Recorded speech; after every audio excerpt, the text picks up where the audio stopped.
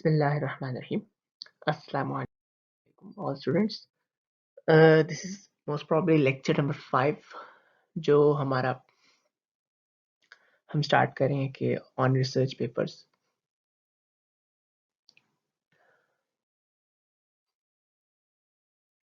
Okay, first thing तो मैं class task के हवाले से एक बात बता दूं। आई थिंक सो कि हमारे 2 हुए थे पहले, मैं अगेन चेक कर लूंगा।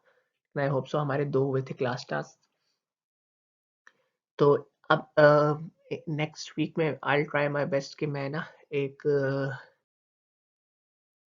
डेडलाइन दे दूंगा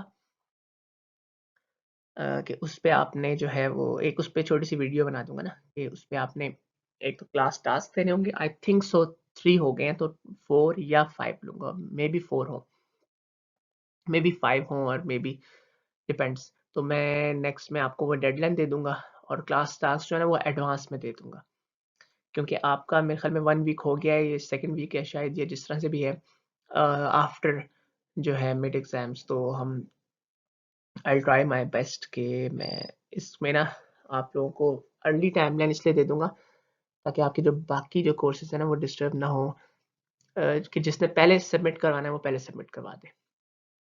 क्योंकि जब आप लोगों के लास्ट 2 वीक्स होंगे ना, लास्ट 2 या 3 वीक्स, उसमें मैं ये बर्डन नहीं आप लोगों पे डालूंगा कि मे बी किसी स्टूडेंट ने पहले फर्स्ट 2 कंप्लीट किए हो, थर्ड ना किया हो या फोर्थ ना किया हो, इस तरह से, या मे बी फर्स्ट किया हो सेकंड ना किया हो, किसी ने कोई भी ना करके रखा हो, ऐसी भी पॉसिबिलिटी है। तो सारे स्टूडेंट्स जो है ना वो टाइमली करके उसे करते हैं और उनका जो है वो किसी किस्म का आगे हर्ज ना हो। सेकेंडली जो ग्रैंड असाइनमेंट है इन सब्सटीट्यूशन ऑफ आपका जो प्रेजेंटेशन है, वो ग्रैंड असाइनमेंट जो है that will also be announced in the next week most probably इंशाल्लाह। तो वो भी हम कंबाइन, बल्कि मैं ना कंबाइन आपसे ना एक ईमेल ले लूँगा जिसमें एक RAR फाइल में आपकी क्लास टास्क होंगे और उसके साथ असाइनमेंट भी होगी, ग्रैंड असाइनमेंट। तो वो असाइनमेंट क्या है, कैसे, वो मैंने अभी उस पे प्लान नहीं किया। देखो प्लान करके ना मैं आपसे एक वीडियो शेयर कर दूंगा और वो मैं I will also share with CR कि आल्सो मैं उसको इन्फॉर्म कर दूंगा ताकि आप लोगों तक की बात पहुंच जाए, आप उसे अर्ली जो है ना उसे कंप्लीट कर लें। तो क्लास टास्क जो है ना वो इस लेक्चर के साथ एक है 3rd नंबर, वो मैं इसके एक नेक्स्ट वीडियो जिसमें काफ़ी मैं डिटेल में समझा कर और वो एंड में आपको एक्सप्लेन कर दूंगा आपने कैसे करना है और क्या करना है। अच्छा, अब हम जो है ना इनिशियलाइज कर रहे हैं इस सिस्टम को, हम इनिशियलाइज कर रहे हैं इस टॉपिक को कि रिसर्च को हमने पब्लिश कैसे करना है। ये जो लेक्चर है ना, ये लेक्चर कुछ प्रीवियस भी चीज़ें यहाँ पर ऐड अप करेगा। तो यहाँ पर हम न्यू एक सिस्टम स्टार्ट कर रहे हैं रिसर्च पेपर्स का। इस पे हम काफ़ी डिटेल में तकरीबन 2, 3, 4 जितने भी हो सके लेक्चर्स करेंगे। तो ये जो लेक्चर है ये कुछ स्टार्ट जो है प्रिलिमिनरी जो पॉइंट्स हैं उनको कवर अप करेगा। इसमें कुछ प्रीवियस चीज़ें भी आएंगी जो हम पढ़ चुके हैं, उस तरह की कुछ चीज़ें रिपीट भी होंगी, लेकिन इन टर्म्स होंगी कि अब हमने पब्लिश किस तरह से करना है किसी रिसर्च को। तो इसमें हम प्लानिंग का डिस्कस करेंगे, रिसर्च का, रिसर्च क्वेश्चन क्या होता है, हम पब्लिश क्यों करना चाहते हैं, जो पब्लिशर हैं, जो पब्लिशिंग एडिटर्स हैं, वो क्या हमसे मांगते हैं, क्या चाहते हैं, एक रिसर्च पेपर किस तरह से लिखना है। अच्छा, बाकी सारी चीज़ें तो एक तरफ, लेकिन ये जो पार्ट है ना इसका कि this part, how to write research paper, तो इस पे हम कोशिश करेंगे कि ये जो स्लाइड है ना आपकी वो एक आधी होगी, लेकिन इसको हम आगे एक्सप्लेन भी करेंगे। ये जो है ना ये इम्पोर्टेंट पार्ट है, तो इसको हम आगे कवर अप करेंगे बाकी कुछ फ्यू अपकमिंग लेक्चर्स में, इसके सब सेक्शंस को। तो फर्स्ट थिंग ये है कि why conduct and publish research. अच्छा, इस स्लाइड में कुछ पॉइंट्स मेंशन है कि हम रिसर्च क्यों करते हैं, क्यों पब्लिश करते हैं। ये मैंने आपसे कहा था कि कुछ चीज़ें रिपीट होंगी, ये उसका एक हिस्सा है कि रिसर्च क्यों करते हैं, ये हम इसके बेनिफिट्स वगैरह ये चीज़ें पीछे डिस्कस करके आए हैं। हाँ, इस पॉइंट पे मैं थोड़ा सा इलेबोरेट कर दूं कि इसको हम पब्लिश क्यों करते हैं। ये पब्लिश करना एक इस चीज का पार्ट है कि आप पब्लिश करेंगे तो सबसे, अगर हम एकेडेमिया की बात करें तो आपकी एक रिसर्च प्रोफाइल जनरेट होती है। चलें एक इसका एक यूज है ना, जिस तरह बहुत सारे यूज हैं। हम अगर बात करें कि सबसे पहले आप स्टूडेंट्स के पर्सपेक्टिव से बात करते हैं, तो अगर आप अपनी सीवी में मेंशन करते हैं आपने मैट्रिक किया, एफएससी की, बीएस किया, बीसीएस, बीएस, एमसीएस, एमएससी जो भी किया, एमआईटी, फर्दर आप लोगों ने एमएस किया या एमफिल किया, एक तरफ आपकी एक क्वालिफिकेशन शो हो रही होती है, दूसरी तरफ एक क्वालिफिकेशन ये भी शो हो रही होती है आपकी रिसर्च पब्लिकेशंस। अभी तक आपकी सीवी में ये सेक्शन नहीं होगा, but when you are MPhil graduate तो आपकी सीवी में ये पॉइंट मस्ट होना चाहिए। ऑल्दो कि कुछ स्टूडेंट्स की प्रोफाइल ऐसी नहीं होती, वो बगैर पब्लिकेशन के एमफिल कर लेते हैं, बट एक हेल्दी एमएस डिग्री अगर आपकी है ना तो वो रिच इन पब्लिकेशन होनी चाहिए। Your degree must include few publications. हमारे यहाँ तो आई थिंक सो कोई रिक्वायरमेंट नहीं है, बट फ्यू यूनिवर्सिटीज जो है वो रिक्वायर करती हैं, एटलीस्ट कॉन्फ्रेंस पेपर्स रिक्वायर करती हैं। तो आई होप सो कि आप लोग वैसे स्टूडेंट्स नहीं होंगे कि when you are MS graduate, MPhil graduate, तो आपकी एटलीस्ट सीवी में एक नया सेक्शन जनरेट होगा रिसर्च पब्लिकेशंस का। उसमें एटलीस्ट एक पेपर आप लिखेंगे पब्लिश्ड है, एक पेपर आप लिखेंगे सबमिटेड है, एक पेपर आप लिखेंगे अंडर राइटिंग है। ठीक है, तो इस सिलसिले में you will get help from me any time कि अगर आप लोग अगर ऑनलाइन के अलावा भी आप लोग सेकेंड सेमेस्टर में जाते हैं और फेस टू फेस सारा होता है, तो यू कैन विजिट मी और ये डिस्कस कर सकते हैं मेरे साथ कॉन्फ्रेंसेस की। लॉकडाउन की वजह से काफ़ी सारी कॉन्फ्रेंसेस जो थी वो ऑफ, तो इस साल स्टार्ट हो जाएंगी मोस्ट प्रॉब्ली 2021 में। इसके अलावा अगर आप देखें तो आप और इसकी एप्लीकेशंस देखें तो कुछ डिग्री रिक्वायरमेंट्स होती हैं, जिस तरह एमएस में कम होती हैं, पीएचडी में ज़्यादा होती हैं, तो उसके लिए आप लोग कर सकते हैं। तीसरी चीज़ ये है कि आप कि एक ना पब्लिसिटी हो जाती है, आपका एक नाम हो जाता है। मैं ये जस्ट एक डिफरेंट से पॉइंट है, मतलब एक्चुअल जो मेन थीम है उससे हट के थोड़ा सा मैं पॉइंट पे डिस्कस कर रहा हूँ। जैसा मेन थीम तो ये होगा कि आप लोग रिसर्च पब्लिश करेंगे तो ये रिसर्च का साइकिल ओपन होगा ना, जो मेन इसकी कोर डेफिनेशन बनती है कि कोर इसकी एक्सप्लेनेशन बनती है आप रिसर्च को पब्लिश करते हैं। रिसर्च एक साइकिल है, हम इसको डिस्कस काफी प्रीवियस स्लाइड्स में करते आए हैं, तो यहाँ पर मैं इसकी एक्सप्लेनेशन इसलिए नहीं करूँगा, ये चीज़ें आपके माइंड में होंगी कि रिसर्च एक साइकिल है। आप रिसर्च पब्लिश करेंगे, अगला आपकी रिसर्च को साइट करेगा, रेफर करके उसमें मजीद आगे इनपुट देगा और ये साइकिल चलता जाएगा। और इस पे प्रीवियस काफ़ी सारी डिस्कशन इंट्रोडक्टरी लेक्चर्स में हम कर चुके हैं। यहाँ मैं कुछ थोड़ा सा हट के बात इसलिए करूँगी, कुछ नई बात आ जाए, पिछली बातें जो है ना वो जस्ट ओवरव्यू हो और कुछ नए पॉइंट्स जनरेट हो। तो अब आप लोगों की अगर पब्लिकेशन प्रोफाइल जनरेट हो जाती है तो आप लोग मैं एक और एग्जांपल आप लोगों को देता हूँ। आप ना किसी प्रोफेसर की ना जाके पब्लिकेशन सर्च करें, फिर आप उसके नेम को क्लिक करें। रिसर्च गेट एक प्लेटफॉर्म है, वो आपको उसकी पब्लिकेशंस देता है। तो जितनी उसकी पब्लिकेशंस होंगी उसके नाम से या ईमेल आईडी से एसोसिएट वो उसमें ऐड अप करेगा। गूगल स्कॉलर में आप जाएं तो बहुत सारे लोगों की प्रोफाइल्स होती हैं, तो अपनी एक पब्लिसिटी भी हो जाती है कि भाई अपनी एक मार्केटिंग भी हो जाती है कि भाई मैं इस फील्ड का हूँ, आगे बंदा उसको रिव्यूअर बनना चाहे उस फील्ड में, मल्टी यूनिवर्सिटीज या मल्टी ऑर्गेनाइजेशन में काम करवाना चाहे वर्ल्ड वाइड, उसकी एक नाम हो जाता है एक फील्ड में। क्योंकि आप लोग जितनी पब्लिकेशन करेंगे ना आपके नाम के साथ एसोसिएट होती जाएगी। तो रिसर्च गेट पे नॉर्मली आप सर्च कीजिएगा, कोई रिसर्च पेपर सर्च करें, उसमें ऑथर पे क्लिक करें।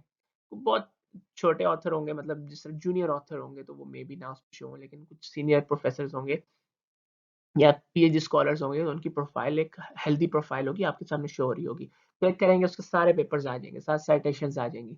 उसमें ये भी ऑप्शन होगा आपने रिसेंट फर्स्ट करना है, साइटेड मैक्सिमम साइटेड तो पहले करना है, बाद में करना है, तो ये सारी चीज़ें उसमें हो जाएंगी। तो ये एक नाम डेवलप हो जाता है कि उसकी रेप्यूट बन जाती है एक रिसर्चर की कि वो ये रिसर्चेस कर चुका है और पिछले इतनी रिसर्चेस उसकी इतने लोगों ने रेफर की हैं, इतनी उसकी जो थी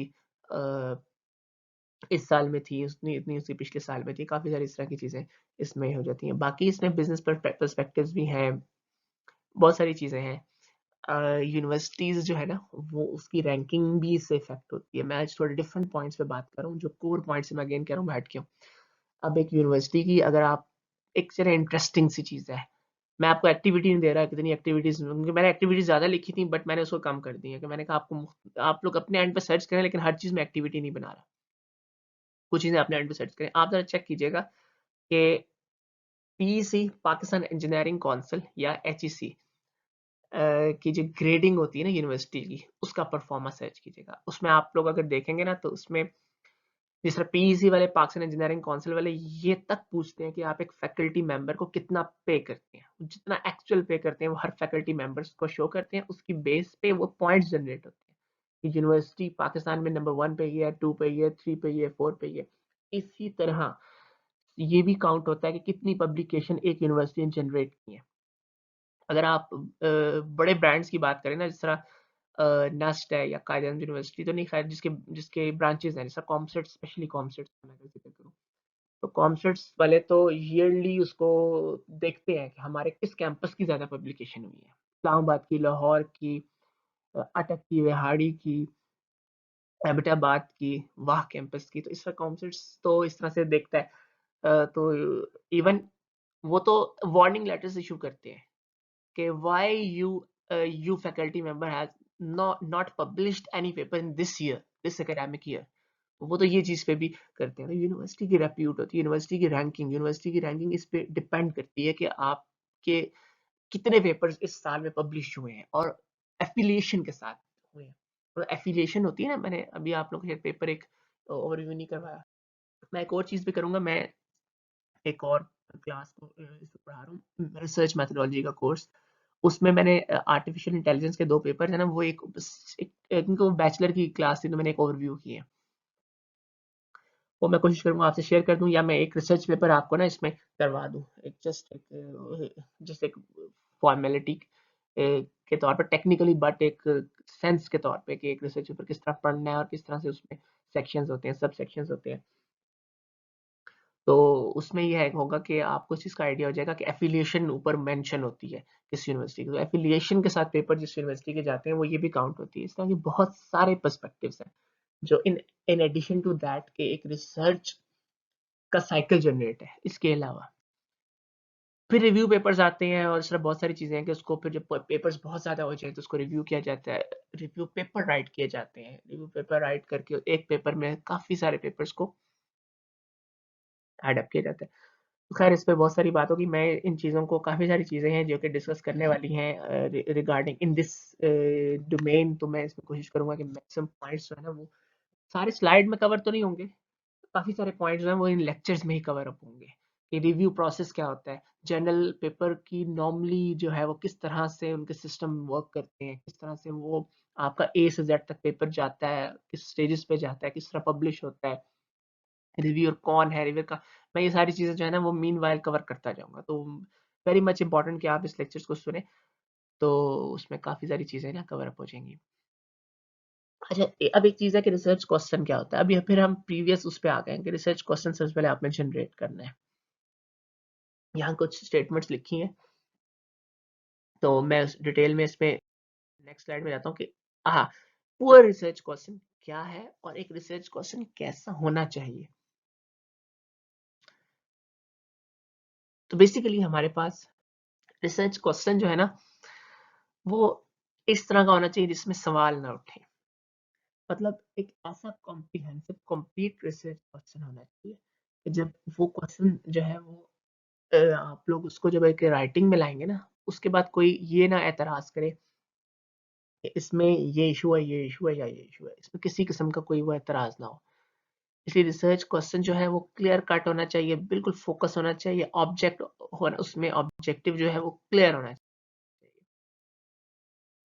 और रिसर्च क्वेश्चन जो है ना, उसके लिए आप लोगों को सबसे पहले एक लिटरेचर देखने की जरूरत है, प्रीवियस वर्क, कोलीग्स जो इस डोमेन में काम कर रहे हैं, स्टूडेंट्स भी हो सकते हैं, प्रोफेसर्स भी हो सकते हैं, रिसर्चर्स भी हो सकते हैं, उनके साथ डिस्कस करके सबसे पहले आपके पास ना एक ब्रॉड फील्ड होती है, ब्रॉड में फिर आप नैरो जाते हैं।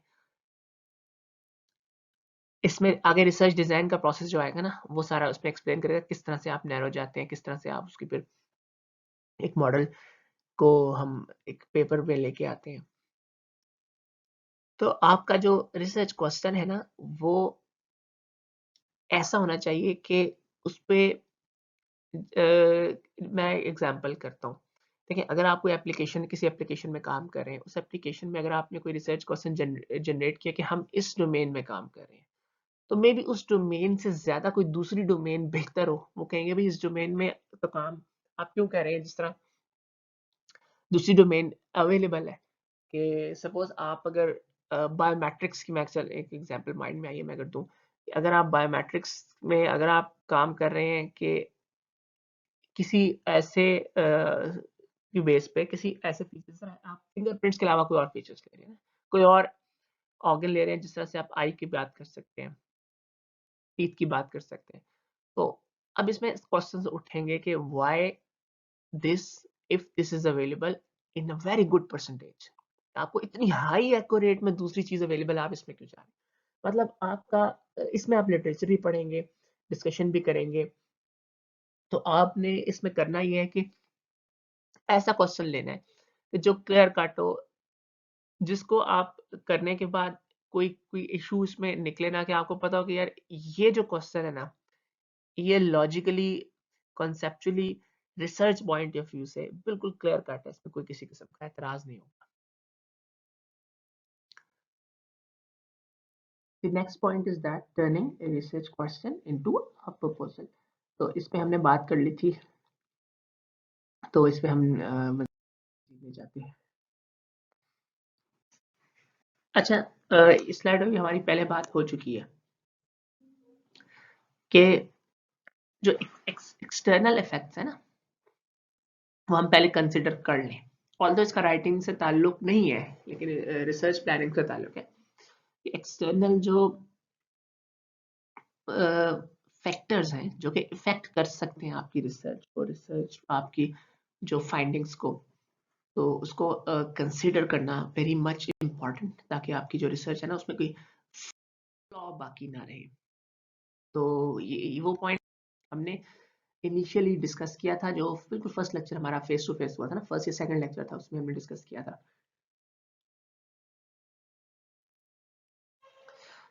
Exactly what you are planning to do. So इस स्लाइड में हम चार अल्फाबेट्स हैं जिनसे पॉइंट्स जनरेट हुए, उन पॉइंट्स को डिस्कस करेंगे। पीको, PI/ECO, P फॉर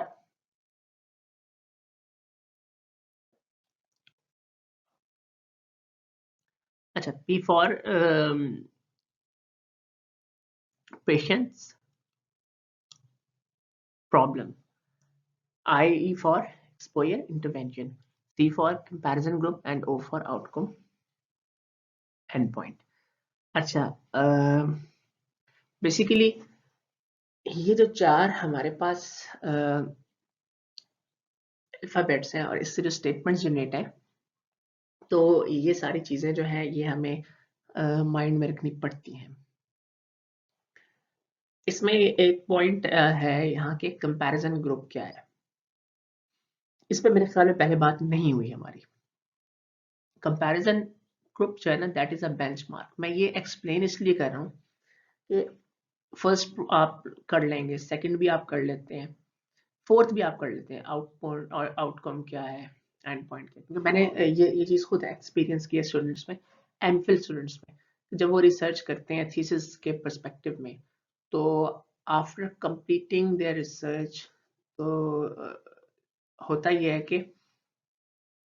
उन्होंने ऐसा प्रोजेक्ट किया होता है, आउटकम जनरेट कर दिया, बट कोई कंपैरिजन बेंचमार्क नहीं होता उनके पास। This is very much important. आप लोग भी जब रिसर्च करेंगे, आप में से फ्यू ऑफ यू या मैनी ऑफ यू, तो ये इशू आप लोगों के साथ बैटर के आए ही ना। जब आप लोगों ने रिसर्च की है ना, तो वो रिसर्च कहलाएगी तब जब उसे आप किसी बेंचमार्क से कंपेयर करें और जस्टिफाई करें, प्रूव करें बेटर, और उस प्रूफ को जस्टिफाई भी करें डिफरेंट स्टैटिस्टिकल पैरामीटर्स के थ्रू। जो स्टैटिस्टिकल पैरामीटर्स आपने स्टडी किए होंगे अपने स्टैटिस्टिक्स के कोर्स में, जो स्टैटिस्टिक्स कोर्स आपने सीएस में पढ़ा होगा, फर्स्ट और सेकंड सेमेस्टर में आपके कोर्सेज होते हैं।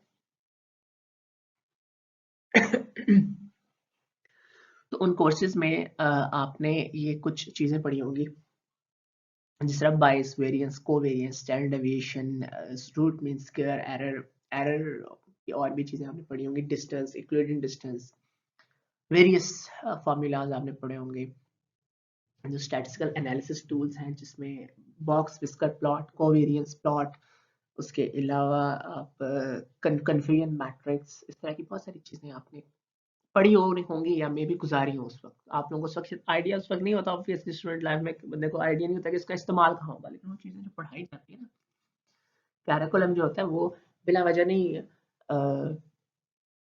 फाइनल होता और वो अप्रूव होता कि वो पढ़ाया जाए। उसकी काफी सारी जो है एप्लीकेशंस और उसकी इम्प्लीकेशंस आगे होती हैं। तो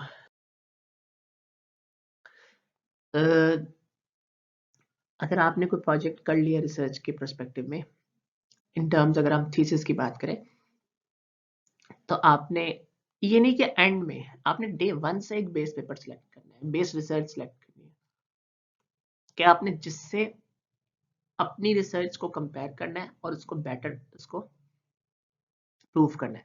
अच्छा, एक चीज इसमें मैं और ऐड अप करूं, अगर आप लोग रिसर्च कर रहे हैं 2021 में एंड यू आर कंपेयरिंग, अब इस पर बात शुरू हुई है तो जरा हम डिटेल में चले जाते हैं, you are comparing with a research that was held in 2015, 2017, तो यहाँ पर क्वेश्चंस रेज होंगे कि आया कि whether your comparison is good or not in terms के क्या इस डोमेन में 2017 से if you are comparing with 2017 base paper, तो in terms of 2017 आपने कोई 2018 में, 19 में, 20 में इस डोमेन में काम नहीं देखा कि आप कंपेयर ही 2017 या 16 के पेपर से करें, तो इसमें बहुत सारी फिर चीजें आ जाती हैं कि बट एक जो है स्टैंडर्ड जो है ना पॉइंट, वो जो चीज जो कि सेम रहती है वो यही है कि आपका बेस पेपर लेटेस्ट होना चाहिए, जितना लेटेस्ट हो सकता है उतना लेटेस्ट होना चाहिए, एंड आपकी एफिशिएंसी इंप्रूव होनी चाहिए उस कंपैरिजन में।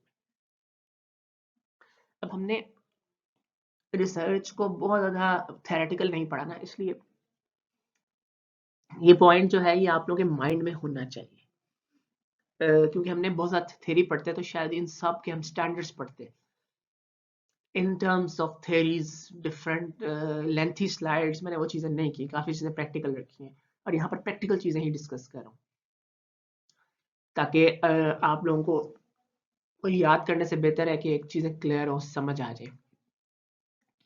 तो ये आपने माइंड में लाजमी रखना है कि आपकी जो रिसर्च है वो जिससे कंपैरिजन हो रही है वो आपने डे 1 से अपने साथ रखनी है, कि जिस भी डोमेन में आप काम कर रहे हो आपको पता हो कि लेटेस्ट इतना काम हो चुका है और इस लेवल तक इसकी एक्यूरेसी है, इस लेवल तक ये एफिशिएंट सिस्टम था, हम अगर इससे बेहतर बनाएंगे तो हम अपने आप को जस्टिफाई करेंगे, और आपने उसका एनालिसिस भी करना है स्टैटिस्टिकल वे में, स्टैटिस्टिकल ग्राफ्स, ग्राफिकल एनालिसिस करके, स्टैटिस्टिकल फॉर्मूला लगा के ग्राफिकल एनालिसिस करना है और उसके थ्रू आपने उसको प्रूव करना है।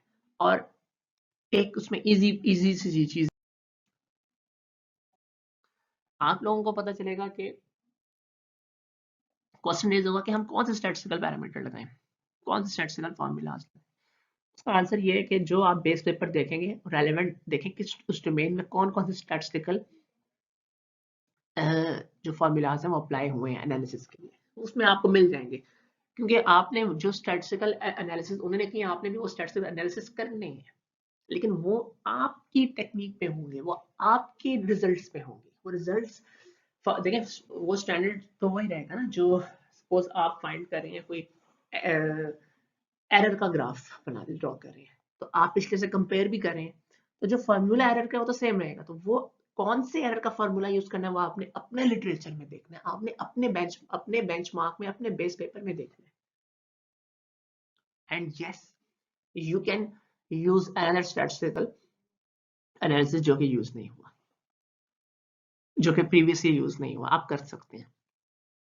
अच्छा, एक चीज और, हम डिस्कशन सेक्शन पे आएंगे ना, रिसर्च पेपर में एक सेक्शन होता है, उसकी स्ट्रेंथ ही यही है कि आप उस एक्चुअल तो रिसर्च इज ऑल अबाउट, हम रिसर्च कहेंगे, रिसर्च तो घूमती डिस्कशन कह रहा हूँ, डिस्कशन सेक्शन जो है वो very much important.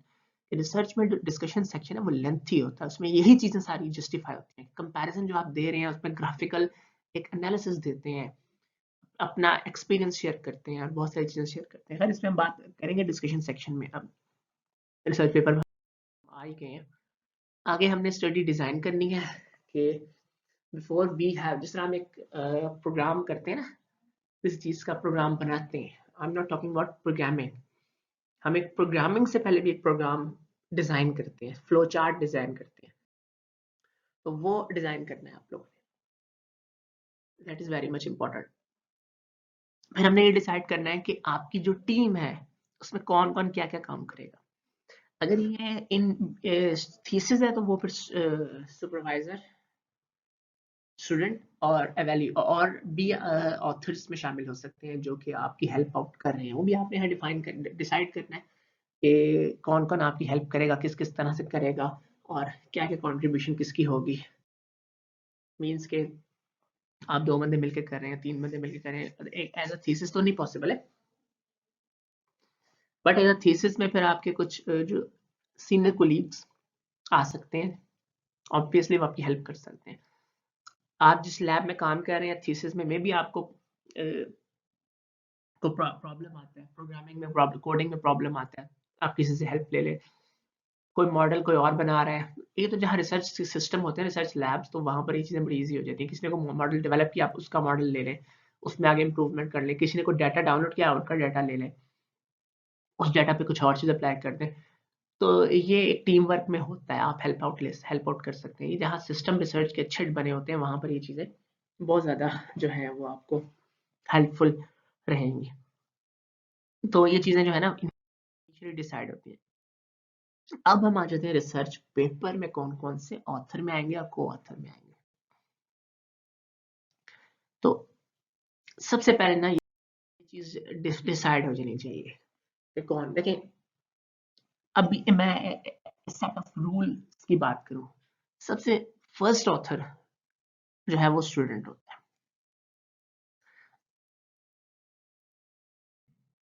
whether you're doing a project, whether you are doing a research project, research thesis, MS thesis, PhD thesis, you are doing other research, research other than that, अगर hospitals में भी researches हो रही होती हैं, doctors कर रहे होते हैं, मेडिकल डॉक्टर्स, तो फर्स्ट ऑथर जो है ना, जो रिसर्च मेन कर रहा है वो होगा। अगर आप एमएस थीसिस कर रहे हैं, पीएचडी थीसिस कर रहे हैं, तो आप पेपर में फर्स्ट ऑथर होंगे। Who is the second author? अगर आप थीसिस में है तो सेकंड ऑथर आपका सुपरवाइजर है, वो सुपरवाइजर जिसको आप डायरेक्टली रिपोर्ट कर रहे हैं। थर्ड, आपका अगर कोई फेलो है जिससे आपने सबसे ज्यादा हेल्प ली है सुपरवाइजर के अलावा, सेकंड मोस्ट, उसका नाम होगा थर्ड ऑथर में। उसके बाद फोर्थ ऑथर आ गया, fifth author, sixth author. Question is that how many authors can we have? The answer is as many contributed in your research, as many जिनका कंट्रीब्यूशन था आपकी रिसर्च में, वो सारे के सारे ऑथर उसमें आ सकते हैं। अच्छा, ऐसे पेपर एग्जिस्ट करते हैं जिसमें एक ऑथर हो। आइडियली जो पेपर होते हैं ना उसमें 3 ऑथर्स होते हैं, स्टूडेंट, सुपरवाइजर, सेकंड सुपरवाइजर, को सुपरवाइजर या committee member, team member, fellow, senior member, senior colleague, third वही हो जाता है, कोई भी इस तरह से हो जाता है जो कि जिससे आपने हेल्प ली हो सुपरवाइजर के अलावा। फर्स्ट सेकंड तो स्टूडेंट और सुपरवाइजर होते हैं, लेकिन सुपरवाइजर पहले नहीं होता, सुपरवाइजर जो है वो होगा सेकंड ही। ऑल्दो सुपरवाइजर की कंट्रीब्यूशन मेन डायरेक्शन ही सुपरवाइजर ने दी होती है। मे बी कुछ सुपरवाइजर्स तो काफी ज्यादा डायरेक्शन देते हैं, कुछ सुपरवाइजर्स जो हैं वो एडिटिंग खुद भी कर देते हैं, लेकिन ऐसा रेयर होता है। लेकिन अगर क्योंकि कुछ स्टूडेंट सुपरवाइजर को हैंड ओवर कर देते हैं पेपर्स, उसके बाद सुपरवाइजर खुद उसमें कुछ चेंजेस करते हैं और सबमिट कर देते हैं, कुछ स्टूडेंट सबमिट करते हैं, लेकिन पहला ऑथर स्टूडेंट होगा, सेकंड सुपरवाइजर होगा। अच्छा, थर्ड में भी आपका कोई कोलीग हो सकता है जिसने साथ कंट्रीब्यूट किया, फोर्थ आपका कोई यूनिवर्सिटी का मेंबर हो सकता है, फिफ्थ आपका कोई और टीचर हो सकता है जिसने आपसे कोई हेल्प जिससे जिससे आपने कोई हेल्प ली हो, और इस तरह से सिक्स्थ में भी किसी और यूनिवर्सिटी का भी हो सकता है मेंबर, सेवंथ हो सकता है, एट्थ हो सकता है, लेकिन नॉर्मली इतने ज्यादा जाते नहीं है।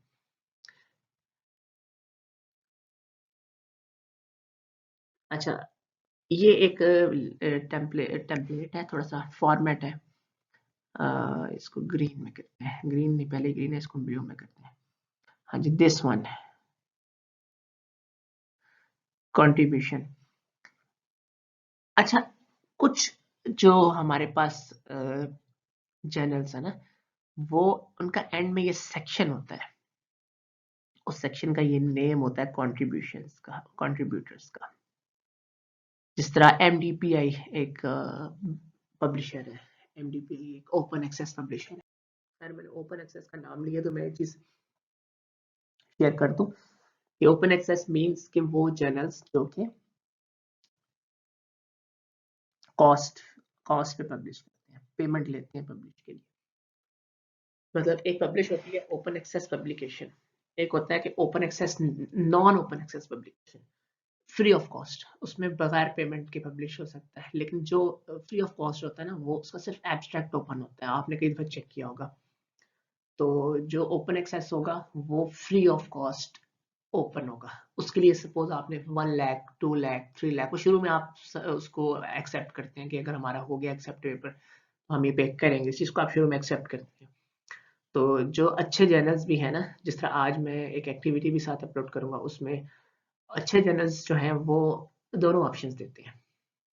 अब मैं ये नहीं कहता कि वही अच्छे हैं, जो ओपन एक्सेस है पेड है वो भी बहुत अच्छे चैनल्स भी हैं, लेकिन जो फ्री ऑफ कॉस्ट है वो भी अच्छे हैं, लेकिन ज़्यादा लोग उनको अच्छा पसंद करते हैं जो कि फ्री ऑफ कॉस्ट ऑप्शन देते हैं। जो लोग अफोर्ड नहीं कर सकते वो उसे फ्री ऑफ कॉस्ट कर देते हैं, लेकिन उसमें भी कुछ कंडीशन है कि वो जो फिगर्स वगैरह है ना, पिक्चर्स, वो कलरफुल नहीं उसमें ऐड करने देते। हमारी बहुत सारी डेप्थ है इसमें, हम इतनी डेप्थ में नहीं जाते। आपको जब इससे कोई वास्ता पड़ेगा तो you will get more clarity, अपने सुपरवाइजर के साथ जब आप डिस्कस करेंगे तो वो चीज़ें आपको क्लियर हो जाएंगी सारी। तो इसमें अब ये है कि जो ओपन एक्सेस का ऑप्शन देते हैं तो वो ज़्यादातर यूनिवर्सिटीज़ भी ना फंडिंग कर देती है। तो ओपन एक्सेस वाले जो हैं, आपका पेपर फ्रीली दुनिया जो है ना वर्ल्ड वाइड डाउनलोड हो सकता है। लेकिन जो नॉन ओपन एक्सेस है वो आपका साइन अप मांगते हैं। जैसे IEEE का आप कोई पेपर डाउनलोड करें ना, तो उसमें साइन अप का ऑप्शन आता है। IEEE का कोई ट्रांजेक्शन या कॉन्फ्रेंस पेपर भी कई दफ़ा वो मांगता है, साइन अप मांगता है। यूनिवर्सिटीज़ ने उसकी पेमेंट्स भी की होती हैं, यूनिवर्सिटी ने उसकी वो भी परचेज की होती है domain for this year may be आपका पेपर एक जगह डाउनलोड ना हो तो आपका यूटी लाहौर में डाउनलोड हो जाए, आपका ITU में डाउनलोड हो जाए, ITU ने नहीं ली तो मे बी आपका नस्ट में डाउनलोड हो जाए। तो ये डिपेंड करता है, किसी यूनिवर्सिटी ने किसी की परचेज की होती है, किसी ने किसी की परचेज की होती है, तो यूनिवर्सिटी के अंदर ना वो फ्री फ्री आप डाउनलोड भी कर सकते हैं। मतलब वो पेमेंट पे पेपर मिलता है। अगर आपको इंतहाई ज़रूरत है तो फिर आप एब्स्ट्रैक्ट तो आपका ओपन ही होगा ना। मतलब आपको किसी पेपर की इंतहाई ज़रूरत है और आपने डाउनलोड करना ही करना है, तो इसमें आप लोग ये कर सकते हैं कि उनको डॉलर्स में पेमेंट भी कर सकते हैं, या एक सिंपल वे में आपको एक बताऊं कि उसमें आप एक काम ये भी कर सकते हैं कि आप उनसे एक रिक्वेस्ट ईमेल कर दें कि हम स्टूडेंट हैं, तो हम नेक्स्ट के लिए आपकी वो करेंगे, इस पेपर को हम आपका साइट भी कर देते हैं, नेक्स्ट में हम आपका पेपर परचेज भी करेंगे, लेकिन हमें इस वक्त ना एक पेपर हमें काइंडली दे दें। तो इस तरह जिस तरह मैंने एक जर्नल था स्पाई का, मैं जब व्हेन आई वाज स्टूडेंट मुझे कहीं से नहीं मिला, तो उसने उस डाटा का एनालिसिस किया हुआ था, जिस डाटा में मैंने कोई टेक्निक अप्लाई की थी। तो मैंने कहा उस एनालिसिस से मुझे काफ़ी हेल्प मिलेगी कि वो डाटा एक्चुअल में एक उसने एक कंप्लीट एक तरह से एनालिसिस किया हुआ था ना। तो वो बड़ा बड़ा इंफॉर्मेटिव था पेपर। मैंने उसे रिक्वेस्ट की, एक ईमेल किया, स्पाई जर्नल यूएसए का एक है पब्लिशर, उसका स्पाई पब्लिशर उसका एक जर्नल था, तो उन्होंने मुझे वो दे दिया और कहा कि आप इसको ना साइटेशन में ऐड करें। जब साइटेशन में हम ऐड करते हैं तो जर्नल की ना रैंकिंग बढ़ती है। अगर हम साइटेशन पे उसकी जो जर्नल की डिटेल है, खैर काफ़ी लेंथी हो गया लेक्चर, इसमें हम नहीं, मैं किसी और लेक्चर में इन चीज़ों को कवर करूँगा। तो छोटी छोटी चीज़ें हैं ये, इंशाअल्लाह मैं ना साथ साथ इन्हीं लेक्चर्स में ना आपके साथ शेयर करता रहूँगा। जिसको रिसर्च का इंटरेस्ट है, जो रिसर्च करना चाहता है, वो ये लेक्चर्स जो है ना वो ज़रा थॉरली सुन ले। तो इंशाल्लाह काफ़ी सारी चीज़ें जो है ना वो यहाँ से, और जो बाकी आप नेट से भी सर्च करेंगे तो आपको आसानी हेल्पफुल हो जाएगी काफ़ी सारी चीज़ें इन बातों को सुनने के बाद। तो हाँ जी, this is a very long topic. अब आई डोंट थिंक सो कि हम अब 35 मिनट्स ऑलरेडी हो गए हैं। मैं इसे स्टार्ट करूँ या ना करूँ? How to please editors and peer reviewers. Question is that who is editor and who is peer reviewer. अच्छा, एक काम करते हैं कि इस स्लाइड को ना यहाँ पर स्किप कर देते हैं, इसको मैं नेक्स्ट में करूँगा क्योंकि इसमें बैकग्राउंड में जाना पड़ेगा, जर्नल्स की बैकग्राउंड में जाना पड़ेगा, तो इसको मैं नेक्स्ट में करूँ। अच्छा, नेक्स्ट चीज़ हम यहाँ पर रिसर्च पेपर की राइटिंग है। अब हमारे जो अपकमिंग लेक्चर है ना वो रिसर्च पेपर की राइटिंग पे आएंगे, सेक्शंस पे आएंगे। जब सेक्शन पे आएंगे तो साथ मेथोडोलॉजी और ऑटोमेटिकली डिस्कस हो जाएगी, काफ़ी सारे पॉइंट्स वहीं कवर हो जाएंगे। हर सेक्शन में हम हर सेक्शन में सेक्शन को पढ़ेंगे और साथ उस सेक्शन को डिस्कस करेंगे कि ये सेक्शन जो है ना रिसर्च जब आप कर रहे होंगे तो उसमें क्या है। तो ये प्रैक्टिकल टच अब साथ साथ होगा। मैं एक आध रिसर्च पेपर भी आपके साथ शेयर कर दूंगा या स्क्रीनशॉट लेके ना इसमें एडअप कर दूंगा, तो ये वेरी हेल्पफुल होगा आप लोगों के लिए। तो हम अब नेक्स्ट में ये चीज़ें डिस्कस करेंगे। तो यहाँ पर इसको हम करते हैं कंक्लूड। तो अभी इस लेक्चर के साथ आपको वो भी एक एक्टिविटी मिलेगी, तो उसको आप कर लीजिएगा। तो उसकी डेडलाइन और साथ में जो हमारी कैंड असाइनमेंट है उसकी डेडलाइन मैं कंबाइंड अनाउंस कर दूंगा, और कोशिश करूंगा कि मैं जल्द अनाउंस करूं ताकि आप 4th वीक तक या 5th वीक तक आप सबमिट करा दें। लास्ट 3 वीक्स आप बाकी 2 कोर्सेज को अगर टाइम देना चाह रहे हैं इसके अलावा तो आप दे सकें, ताकि आपका जीपीए जो है ना वो पहले में आप अच्छा उठा लें। तो इस कोर्स में मैं कोशिश करूंगा कि आपकी जो ज़्यादा है ना लेक्चर मटेरियल, क्योंकि ये आपका ऑनलाइन चल रहा है तो आप इसको ज़रा जल्दी टाइम दे दें। तो लास्ट 3 वीक्स वाला लास्ट आपके 20 डेज होंगे ना, वो आप बाकी जो सब्जेक्ट्स को टाइम दे दीजिएगा। मैं इस तरह से आपको ना एक तरह से फेवर कर दूंगा। तो आपकी असाइनमेंट्स, आपकी जो लेक्चर्स हैं, लेक्चर मटेरियल भी मैं कोशिश करूंगा कि आपका ना पहले शेयर हो जाए, कि इसी नेक्स्ट एक वीक में आपके 2 3 4 जितने लेक्चर में शेयर कर दूं और कंप्लीट कर दूं आपका कोर्स ना विद इन नेक्स्ट जो है डेज। मतलब आपका तकरीबन तकरीबन नेक्स्ट एक वीक में या 1.5 वीक में ना आपके असाइनमेंट सारी चीज़ें मैं कंप्लीट आपको दे दूँ, ताकि उसके बाद आप इसको इस पे पहले वर्किंग कर लें और बाकी जो है कोर्सेज आप जो है ना वो नेक्स्ट में देख लें। ठीक है, hope for the best and good luck. Thank you.